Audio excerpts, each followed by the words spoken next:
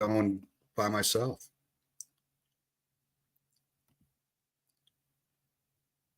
So you are looking at our solo screen tonight as we're at episode 30 of Fantasy Baseball Now.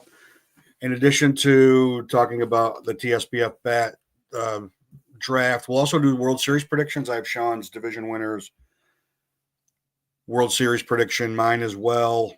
Feel free at any time to smash the like button. Follow us at the Ball 9 Network, ball9.com. We're live on Facebook on both our Facebook pages. We're live at Ball 9. You can find us on YouTube. You can find us pretty much wherever you can find a podcast, including Spotify. Smash the like button. So I'll ask myself how I'm doing. I'm doing good. There's 2 days until baseball starts. So that's pretty exciting. Obviously, we've already had the Japan series. That was seems like 100 years ago. Cubs haven't won a game since they left for Japan. Everybody in Cubville's nervous as nervous could be. But now we get to the part of, from a fantasy standpoint, the worst 3 days for roster setting that there possibly is, right? So everybody's had their drafts. We're waiting for players to go on the IL. We're trying to figure out who's made teams, if we've taken some flyers on some in dynasty leagues especially, or to fill out our bench with younger players that may or may not make a roster spot. And the news keeps flying in fast and furious. Probably most notably, the news that Jared Jones does not require surgery. He was highly drafted in many leagues. He would have been drafted even higher had he not been injured and missed his last spring training start. But he's going to be out for a bit. But somebody to bury on your roster in the hopes that if you have a spot that he can pitch in the second half, there's nothing wrong with that. I wish I would have seen that Aroldis Chapman was named the closer in Boston before I made my picks for division and World Series, because good luck with that. Good luck with Aroldis Chapman in a big spot. I lived it for way too many years. Braves putting guys on the IL so you get some roster spots freed up with Strider and Acuna and Murphy going on the IL today. No surprise, Ben Rice and Jason Dominguez make the Yankees. Tremendous video on the X of Cam Smith parents coming into the clubhouse to tell him that he made the big club my choice for American League Rookie of the Year. My friends in Houston aren't as high on Cam Smith as I thought they were going to be. I was with them yesterday. Jordan Montgomery having ACL. He hadn't been taken by literally anybody, even in deep leagues. A bigger surprise for me is Evan Carter being sent down by the Rangers, and not a surprise that Kevin Pillar made the Rangers, but Evan Carter not being on the Rangers opening roster is a surprise to me. Jack Leiter and Kumar Rocker in the rotation, at least to start the season. Also a little bit of a surprise as Dane Dunning got shipped out.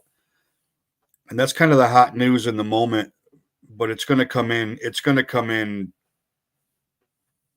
fast and furious as you have time to set your rosters for Thursday's game in many formats, and some they're already locked, and you're stuck with where you're stuck. So we had our 36th annual draft this year, and I attended live for the first time in 10 years. This is what I'll tell you.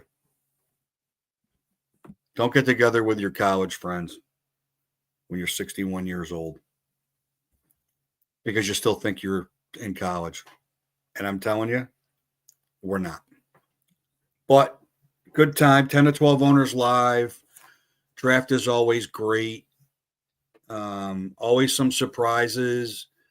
Things that we've talked about leading up, in previous episodes, things that we've talked about and discussed that always seem to happen in our league. They happen in most leagues. And then it's who's got the balls to stick to their draft plan and not get caught up in the runs of whatever. Right. So as a reminder, we're Roto League. We save 5. So pick one is technically pick 61. So just some quick highlights of, and I called this "What Are We Doing?" and I'd show it, but it's funky on the screen. So the first pick, which would actually be pick 61, was Roki Sasaki off an ADP of 95. Pick 72, the last pick of the first round, was Mason Miller by my co-host, who said on these very airwaves multiple times, he waits for closers and then immediately took a closer with his first pick because he's an idiot. 5 picks later, Raisel Iglesias went at 78, ADP of 110. Then two of the 3 Red Sox fans in our league at pick 89, Roman Anthony went. He's got an ADP at 232. And at 83, pick 83 with an ADP at 223, Kristen Campbell went. And then the last one for me was at 143, Kenley Jansen went. And there were still closers on the board, and I picked after that, and I got better closers than Kenley Jansen. But again, we say 5, right? So if Roman Anthony comes up and Roman Anthony has the year that everybody believes that he could have, then at pick 89, that might be a good pick. So it's a difficult. We get in these traps in this league where you think you're playing to win now, and then all of a sudden you decide, I got to win next year too, and these picks happen. Kristen Campbell pick I liked, especially since he made the team. On the other side, Freddie Freeman did not get picked until pick 84, which is the bottom of the second round for us, and he's on an ADP of 25. Marcus Semien didn't go to pick 120, which would be 125, so it'd be the 65th pick in our league. Josh Naylor didn't go to pick 100, which is pick 40 of our draft, and he's got an ADP of 41. Christian Yelich did not go until the 6th round of this draft, pick 127 off an ADP of 56. JT Realmuto at pick 155, which would have been pick 95 off an ADP of 102. And then Max Muncy at 247, which is 187 off an ADP of 181. And Max Muncy, the Dodger, not Max Muncy, the A, for clarification purposes. And what happened on the catcher side was a couple of catchers went. I took Yainer Diaz in the 4th round, and then there was a big pause. There was a big pause in catchers. So it was kind of the stuff that Sean and I had talked about leading up to the way our league works and has always seemed to work happened. Right, Bryson Stott went before Marcus Semien because the owner that took Bryson Stott needed stolen bases, and he doesn't trust Marcus Semien. Nobody in our league trusts guys coming back from injury. Nobody. They always get far underdrafted. They never get overdrafted. So older players coming back from injury or down years, Miller, Yelich, Freeman, it was predictable.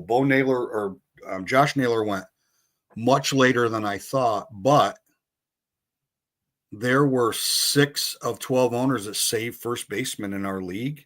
So there was time.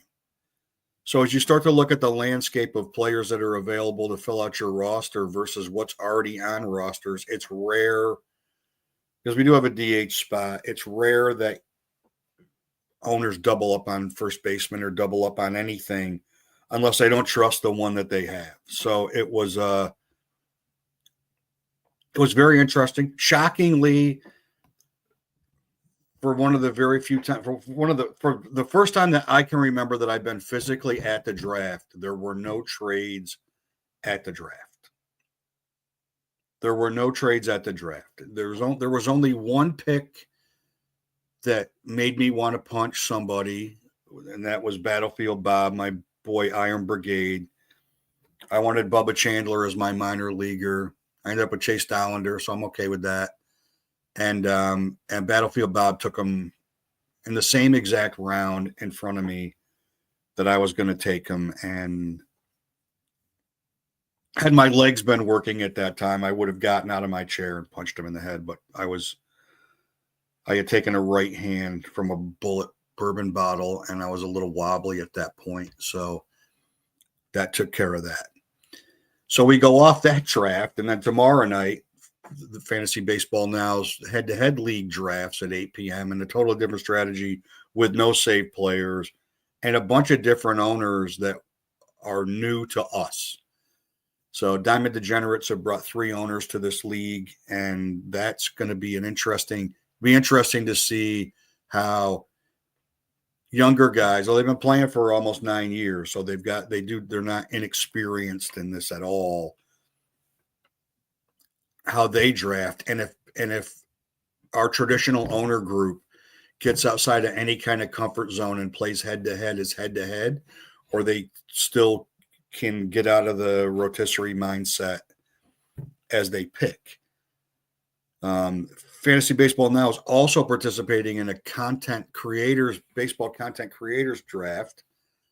It's being held by Jeff Bates, Texas Ranger content creator. And we'll have a head-to-head team in that. And that also drafts tomorrow night. So, I mean, I'm already fucking up this multitasking by myself here. I'm going to be doing 2 drafts at the same time tomorrow night. I'm already telling myself it's going to be what it's going to be. It's going to be what it's going to be. The beginning of the Fantasy Baseball Now head-to-head league, the first 6 or 7 rounds, I'll be spot on. And then when I'm drafting 2 at the same time, I'm going to be a mess. And then that draft's going to end, and then I'm going to have to make up for it in a deeper rostered league, 25-player roster league, on a platform I'm not familiar with on top of that. But it allows for live. It's a pretty cool platform. So I can't remember the name of it off the top of my head, but it's pretty cool. So the draft as usual. I mean, everybody feels good coming out of the draft. There's been very little movement, and I think it's part of it is because everybody's waiting to put guys on the IL. Usually Sunday morning there's buyer's remorse and there's half a dozen roster moves.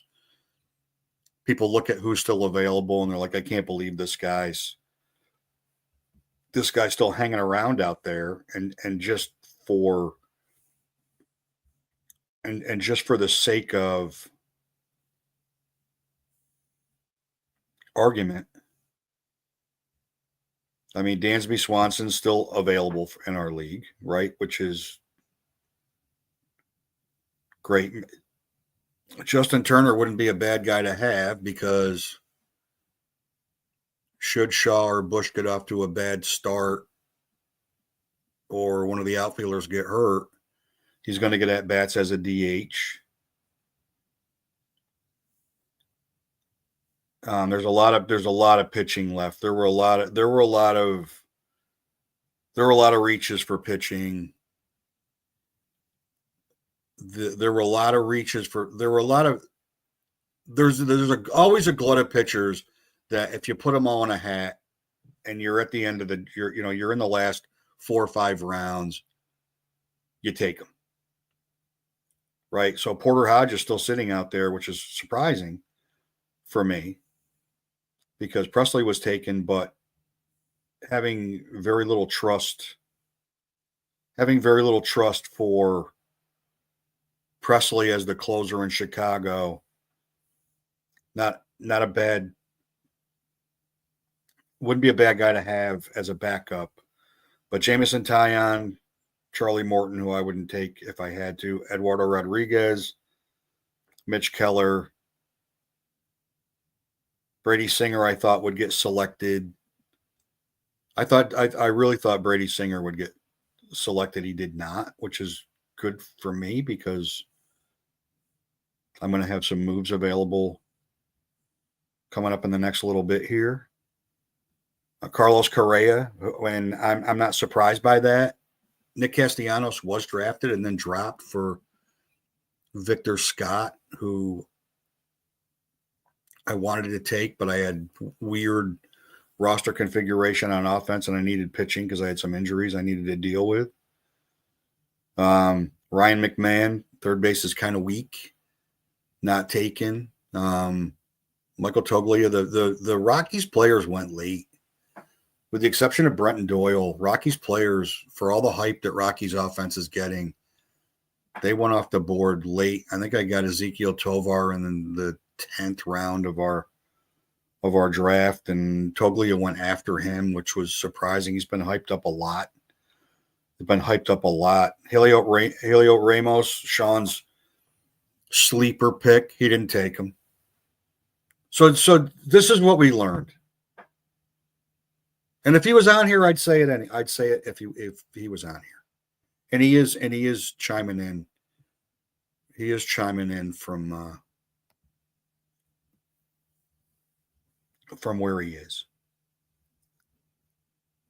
Every bit of information that Sean provides leading up to the draft is complete and utter bullshit. And he's just thrown a smokescreen, right? He's just thrown a smokescreen. I don't take closers. He takes one in the first round.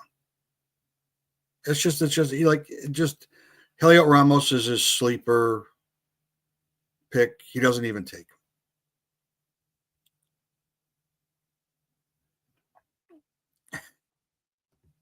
him. I'll let everybody that's watching chime in and show this. You guys can all answer this one.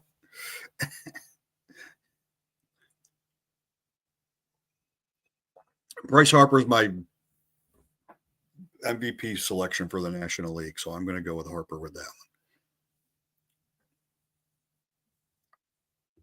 one. Pretty much everybody else is not. It has not been like they're not out of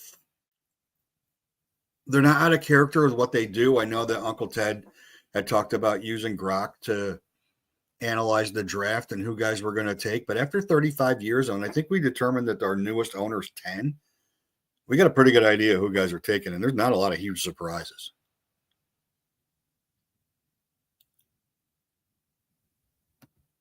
Sean's defending himself. Yeah, their run on relief pitchers was ridiculous. It was ridiculous. It really was. It was really ridiculous. I think it was the most extreme that I can remember. The run on relief pitchers this year. To Sean's point, there was an obsession with closers, and the run happened. Tanner Scott fell into my lap. Justin Martinez fell into my lap. It just was. They went fast. Everybody panicked. One of the owners took Eric Clase early, and then everything. The wheels fell off the closer world, and I'm like, I'm not playing that game. I got too many holes that I need to fix, and the Chapmans of the world will be there, and there'll be a closer in Cincinnati at some point. And somebody will figure out who actually wins a job in Kansas City at some point. And Felix Bautista's arm will fall off, and Edwin Diaz will blow up, and closers appear out of nowhere. And you can always trade for a closer because guys realize that the rest of their pitching staff is bereft of multiple categories because they went in too far with closers, and then they got shit starters to go behind it. If they didn't have the opportunity to save good starters.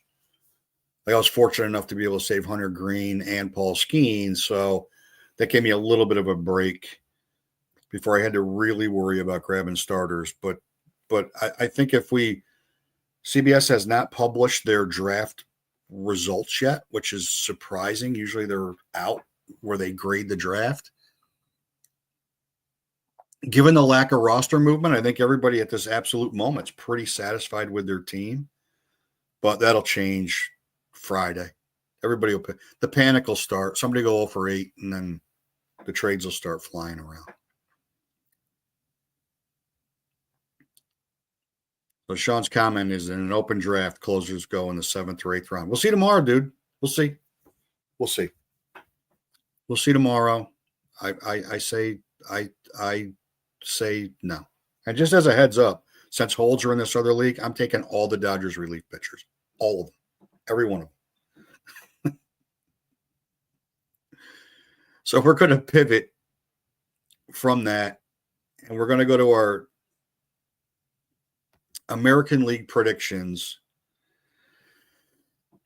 Sean's on the left, mine on the right, division winners on top, wild card on the bottom. The amount of pain, and had I seen that Chapman was named the closer at 2:00 this afternoon, I would have switched the Yankees to the division winner. The amount of pain it took me to put the Red Sox in as the division winner was a lot of pain. It was a lot of pain. So Sean's got the Red Sox, the Tigers, and the Rangers to win the 3 divisions. I've got the Red Sox, the Royals, and the Mariners. I was all in on the Rangers. They signed Patrick Corbin. I'm out. I'm totally out. They're not serious about winning. Patrick Corbin's in their rotation. Forget about it. April 11th, he's going to be in the majors. That's why Rocker and Leiter are there for at least the first round of starts. We both have the Yankees and the Orioles, so we both have 3 teams out of the East. He's got the Royals as a wild card team, so 1 from each division. And I've got the Astros, and I've got the Rangers not making the playoffs. And I don't know why. I think there's so much hype around the Rangers, and then the more I think about it, too many things have to go right for them. Everybody that had a career year in 23 that didn't have one last year has to have a career year this year. And DeGrom needs to be healthy. And Eovaldi needs to be healthy. And Rocker and Leiter need to pitch well. And they have no closer. So I have more questions about the Rangers probably than anybody. It's not a great division. It could end up being Detroit. It could end up being Cleveland.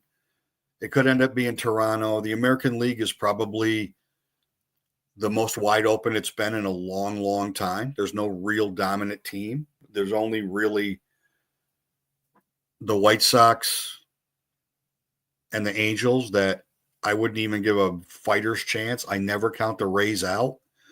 I don't know what's going to happen with their offense, especially Diaz and Lau in that minor league ballpark they're going to play in. They may actually start to drive. They may, the power may help them, and they've got so many power arms. They may end up having an advantage there. I don't know. I don't trust them to not be terrible. I root for them to be terrible. They find a way every single time. They find a way, right? I mean, McClanahan being injured to start the season doesn't help. Then that takes them down a little bit, but you can't count them out. I don't know nobody knows what the Orioles are doing. We're both still picking them to make it to the wild card. Like they're 84 to 88 to 90 wins with that offense. I think it's going to be 83 to 87 wins to win the Central. It'll be 87 to 90 to win the West, and it'll be 88 to 90 to win the East. And there's going to be a bunch of teams with between 82 and 88 wins, and they're going to be fighting for those 3 spots, and it's going to be all year. And I almost didn't put the Yankees in here. I almost didn't put the Yankees. I almost put the Tigers over the Yankees for the wild card because there are so many questions on the Yankees with all the injuries right now that it's the least optimistic I've been going into a season in a bit. with this team. The pitching injuries hurt. Carlos Carrasco being in the rotation doesn't give me a lot of excitement. The A's are going to make noise. They're going to score everybody's going to score a million runs in that stadium. They're going to feel like they're playing in front of 100,000 people because there's going to be 14,000 there, which is the same crowd they're used to. It's just going to be a full stadium. Tampa's going to have that same advantage. It's going to be a full stadium, but it's going to be 12,000 people. Same crowd, just a full stadium. So it's very difficult to predict the American League. I wouldn't be surprised if we were wrong on all these. I wouldn't be surprised if we were right on all these. That's how, for me, that's how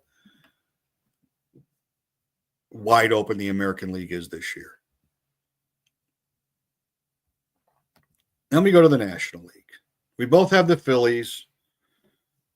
Sean's got the Francona factor in Cincinnati. I've got the Cubs. The Dodgers are such an obvious pick. It's ridiculous to win the division. We both have three teams coming out of the East again, right? So the Braves and the Mets coming out of the East. He's got the Cubs coming out of the Central, and I got the Diamondbacks. I think the Central is 85 wins is going to win it, and there won't be enough wins to go around for anybody else. I think the Diamondbacks and Padres will probably fight it out for that last spot. Maybe the Giants will be a surprise.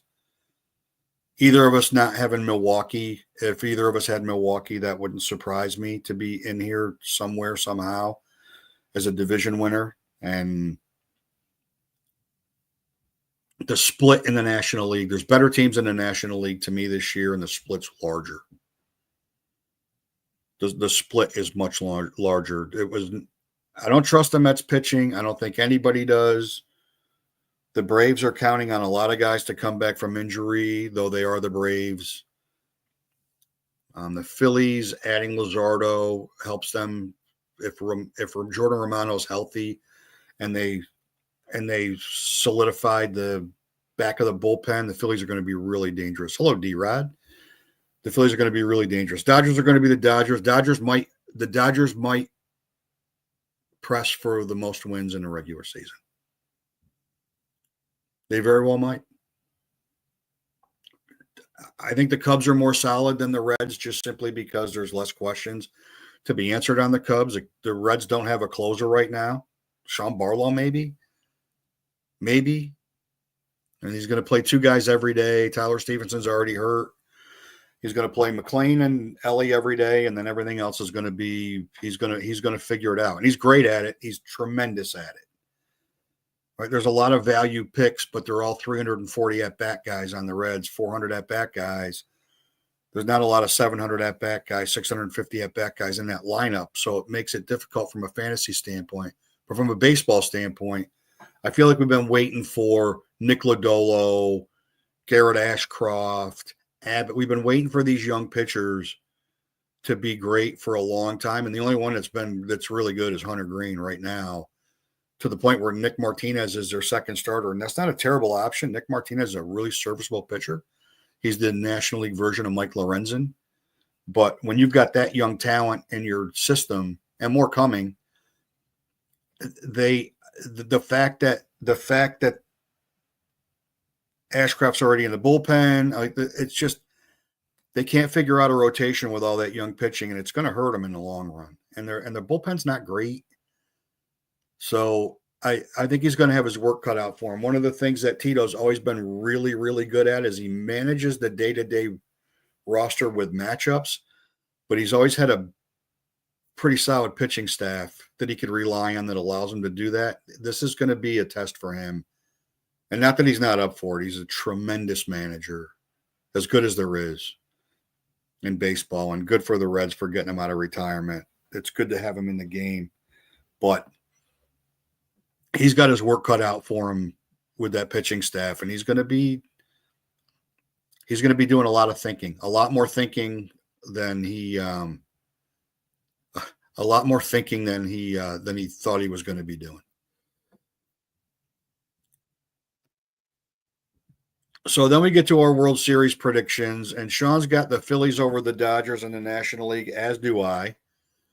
I probably think we're both we hate the Dodgers and everything they stand for. He's got Texas over the Red Sox in the American League, and I've got the Royals over the Mariners in a rogue, what's Mike drinking today pick. But I think when the dust settles, Kansas City's going to play baseball the way Kansas City's going to play baseball. And Bobby Witt's going to end up probably being the MVP this year, and he's going to carry him into the World Series. So Sean's got Phillies, Texas. I've got Phillies, Royals, and we both have the Phillies winning the World Series. And for the reasons I said earlier when we were talking about the National League, the Phillies are built to win short series when they hit. Last year, they did not hit. Last year, they did not hit in the playoffs. Nick Castellanos was their best offensive player in the playoffs. And when Nick Castellanos is your best offensive player and a lineup that's got Trey Turner, Bryce Harper, and Kyle Schwarber, along with others, JT Realmuto, when he's your best hitter in the playoffs, you're not winning shit. You're just not winning anything. But Zach Wheeler, my pick for runner-up for Cy Young, one of the top picks for Cy Young in the National League this year. Nola pitches great in big games. Christopher Sanchez is an up-and-coming, really, really good pitcher and better than most other rotations 3. If Ranger Suarez back gets settled out and he can actually get in the rotation, then he's already shown what he can do. Luzardo healthy is 2-3 easily, and they just got to find a way to keep Taijuan Walker out of that rotation. But having him in the rotation April and May is not going to kill him in the long run, because by the time he gets himself imploded 150 times, Andrew Painter might be ready to come up. And when Andrew Painter comes up, they'd throw another, a 1A starter into their rotation. And they'll slow play him coming back from injury, but he's going to be at Lehigh Valley. Hopefully I'll get a chance to see him before he gets called up. And he's dynamite. So they've got some pitching coming. They've got some other guys coming that can fill in if Rojas doesn't play well in center field, if Marsh doesn't work out. They'll trade for a bat. They're not afraid to do that. They're not afraid to make moves. Dombrowski's a lunatic. They'll spend money. John Middleton spent money. And I think when push comes to shove at the end of the day, one of the things that has to concern you about the Dodgers already, this Mookie thing is terrifying. I feel terrible for him. You'd be 170-something pounds and lose 25 pounds before the season starts. That's not good. Freeman's already hurt. The lineup can carry it for 162. It's not a problem. But all their pitchers have an injury history except for Sasaki. I think Yamamoto's going to be brilliant this year. I don't trust Glasnow to be healthy, though he looks like he's healthy right now. I don't trust Snell to be healthy, because even though he was unbelievable last year, he was on the IL 3 times last year. Short series, their pitching is going to be terrifying. Their bullpen they got 9 closers in their bullpen, and they'll be able to move guys out of the rotation into the bullpen. I mean, they're loaded every place you can possibly be loaded. But with that expectation comes a lot of pressure. And they can say that they're okay with the pressure all they want. We'll see. We'll see. They didn't have the pressure last year. The Yankees had all the pressure last year in the World Series. All of it. Because the Yankees were there. And the fan base puts a tremendous amount of pressure on them. And because the fan base puts a tremendous amount of pressure on them, they feel all the pressure. So the Dodgers get a pass. They just got to play baseball while the Yankees absorb all the pressure. This year, all the pressure is on the Dodgers. They're a target for everybody. When the playoffs come, everything, if you know you're going to play the Dodgers, you're going to set your rotation up 2 weeks in advance. Okay, we know we won the division. We know we got the Dodgers coming up, and we're going to set ourselves up for the next 2 weeks and make sure that when we roll into that series, we are set up. And that's what they're going to face the entire year. For me, for Seattle, I think this is the year they hit. Their pitching staff is so damn good. If this Red Sox drama with Devers doesn't sort itself out and they don't talk him into at least playing first base, and if they do that, that means Tristan Casas has to get traded. Hello, Bob. They trade him to Seattle, which is the most likely for Luis Castillo, which would probably be who would be the first choice that the Mariners would want to trade. That makes them dangerous, except for the fact that they have no bullpen again, and they blew a ton of saves last year. And their bullpen cost them a playoff spot last year. And saying that Aroldis Chapman is going to be the guy to get you out of that, I'm telling you what. Him smiling on the mound in Houston after giving up a 5 million mile home run is still in my head. Bob would ask for Brandon Wu. I would ask for Wu as well, but I think the Mariners are going to be more inclined to move Castillo's money and age before they would want to trade Wu. And you just like saying Wu. And you weren't on when I was cursing you out for taking Bubba Chandler.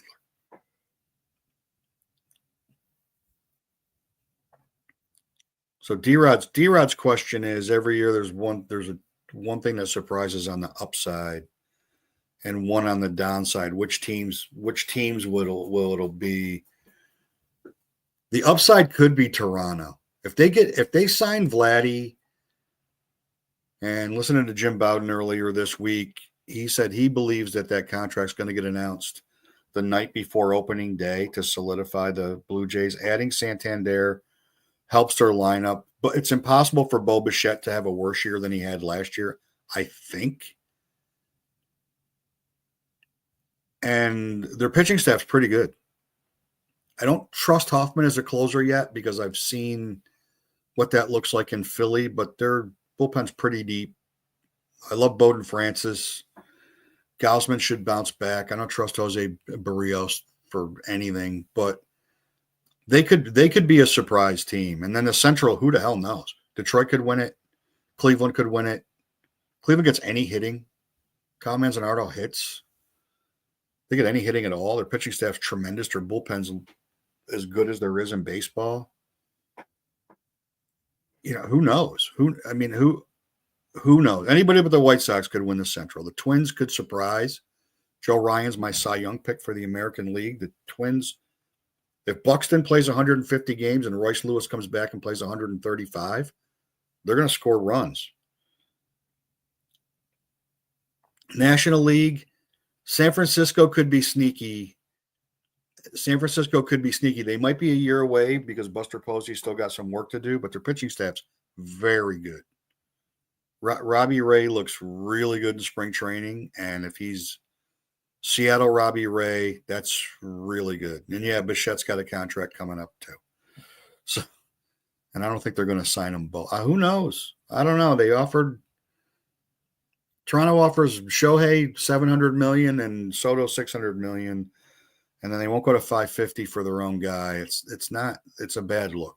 It's a bad, and they just put $500 million into the Rogers Center to renovate the Rogers Center. You can't renovate a ballpark and then do nothing to have people show up. And they're not going to show up if they're not winning. That's just the way it is. That's the way it's always been in Toronto. When they're winning, that place is packed.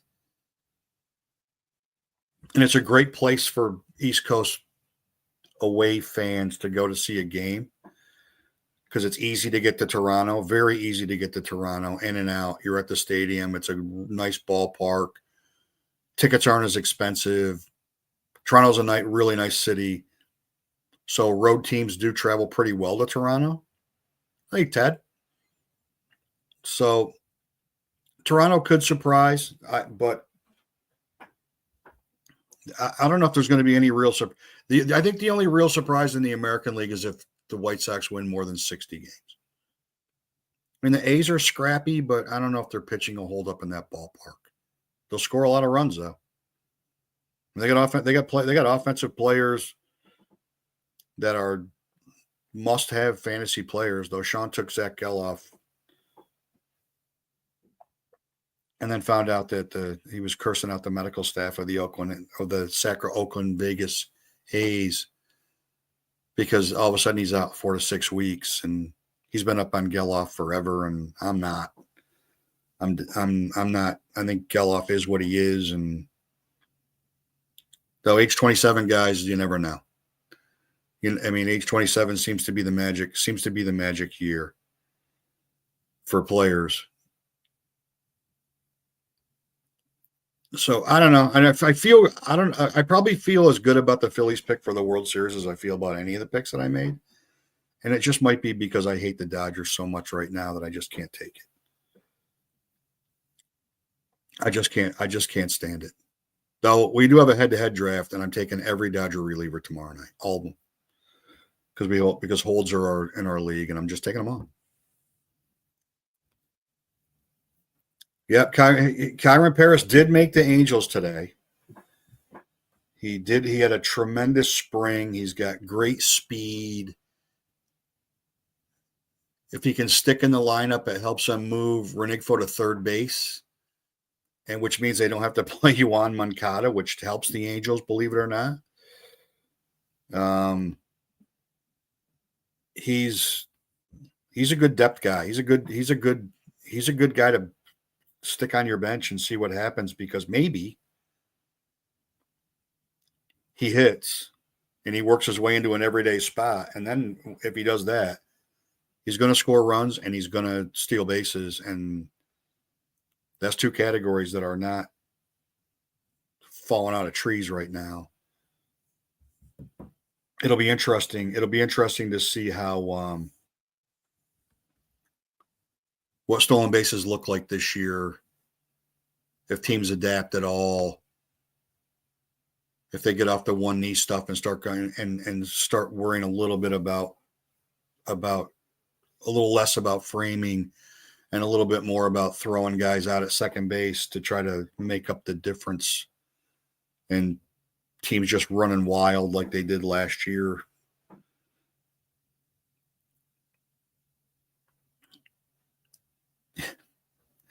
Oh man, an HLP guy. I'm not convinced that an HLP guy is going to hit more than $150. Not named Aaron Judge. Kyron Paris made the Angels, and Scott Kingery's out of baseball, and Jack Kachanovitz did make the Angels as a number 5. Which was a little surprising. And Tim Anderson made the Angels as well. That was a little surprising that they put him in the rotation, but it's not that surprising to me. The rotation's not great in the first place. Anderson did not. I mean, they just got Ian Anderson, and I don't know if he's there until they figure out whether Ian Anderson's going to stick with the Angels or not. Reed Detmers is in the bullpen to start the season in Anaheim, which is odd, I guess. He had a pretty decent spring, but I guess they just don't trust him as a starter right now. I don't know. Ron Washington's a baseball guy, so you got to trust that he knows a little bit about what he's thinking about and what he's talking about. So, and they got Dana coming up, and he'll get some more work at probably AAA so he can get his control under control. And when he comes up, that's another huge power arm in that rotation that but they're the Angels, so they're going to go somewhere between 78 and 84 and 82 and 80, maybe as low as 70. They can't help themselves. I hope Trout stays healthy. I hope they trade him.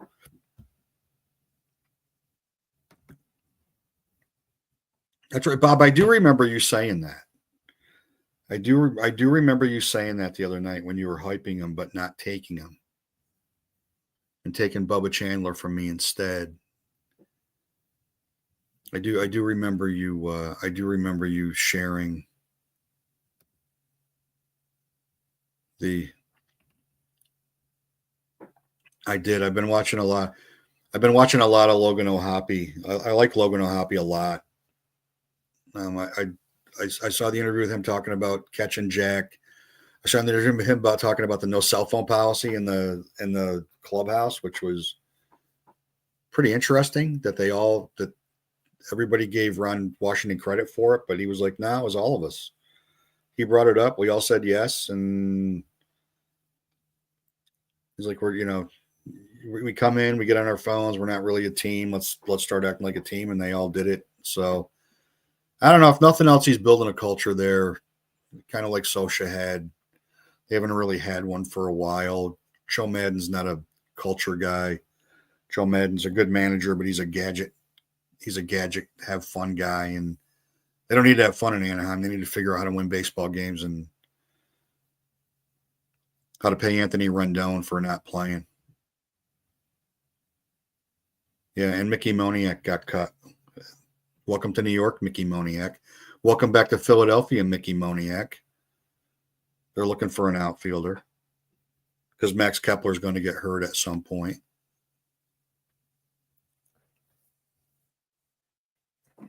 Yeah, I'll do one more before I sign off, and Sean will be back with me next week. I'll do one more quick look to see if anything changed from a player standpoint since we jumped on. And the last update was the Kieran Paris update. And so no real, I mean, tomorrow all the rosters will get solidified tomorrow. So for everybody that's drafted, reach players that were fringe roster guys, you're either going to be happy or pissed off tomorrow. It's one of the two. It's one of the two. So in some regards, you're going to be happy, and in some regards, you're going to be pissed off. Cam Smith, you're happy. Evan Carter, you're already pissed off because he got sent down. You know, the wait to put guys on the IL makes me crazy. But it is what it is. We'll have our lineup set for Thursday, and we'll rip through another draft. We'll recap that next week. We'll talk about we'll get into who's hot, who's not. We'll get into our fantasy player of the week, fantasy bum of the week, and we'll get into the waiver wire scour and guys that are available that are off to a great start. Yeah. Yeah, that's the Rockies. That's the Rockies. Zach Veen, who Ted's been hyping for a month and had a really good spring. I guess he just couldn't beat out Jordan Beck, who basically did minimal. I mean, they traded Nolan Jones. Who knows what they're doing? They don't know what they're doing. They'd be happy to finish 500. Their owner said that a million times. They're not going to. They're not going to finish 500. They're going to finish 380 to 400. They're going to get obliterated by everybody they play in their division. They need to get Dollander up and let him pitch and let him figure it out because they stink anyway. I mean, they got nothing. You might as well bring your best prospect up and let him play. So maybe Chris Bryant will turn back the clock 8 years and he won't get hurt and he'll hit 30 homers and they'll win 67 games instead of 60. But I don't see it. All right, with that, I say to you, I bid you adieu. Thanks for everybody that joined, putting up with me by myself for a full hour almost. Thanks for chiming in, Ted, Bob, D-Rod. Appreciate it as always. Smash the like button, hit the follow us, watch us on Ball 9, check out other shows on Ball 9. If you haven't checked out Kitchen Cacciatore, check that out. Really good new pod on Ball 9. Really good. Movies and food. Really, really, really good. And with that, I say to you, if I can figure this out, maybe, possibly,